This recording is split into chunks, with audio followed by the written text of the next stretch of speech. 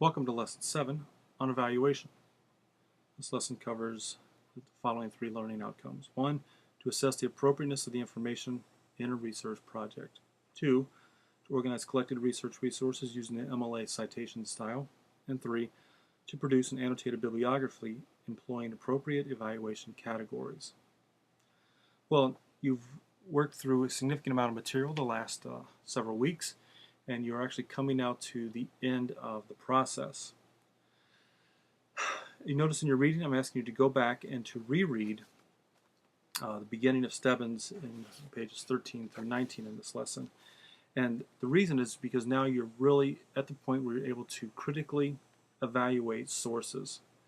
You've been thinking about this topic for a month and a half now, and you have a better understanding of what's going on in this research. And so now you're able to look at what you thought might be good initially and can go back now and say, you know, this actually is not an effective argument.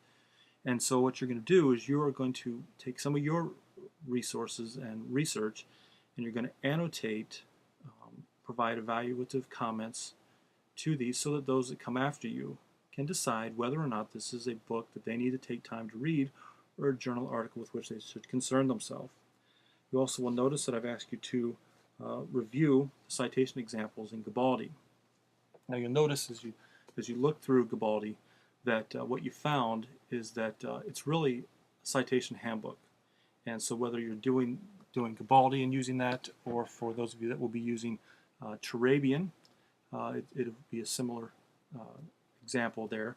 But what you're looking at doing is finding an exemplar by which you can put together the correct citation in your assignment. So as you now are developing your Pathfinder, you are putting together your table of contents, and we'd encourage you to learn how, those of you using Microsoft Word, to use the table of contents function that will help you with that going forward, and then to annotate your resources that you're going to include in your final draft. Some of those things you had initially, you're probably going to take out now because they're a distraction to your focus of your research.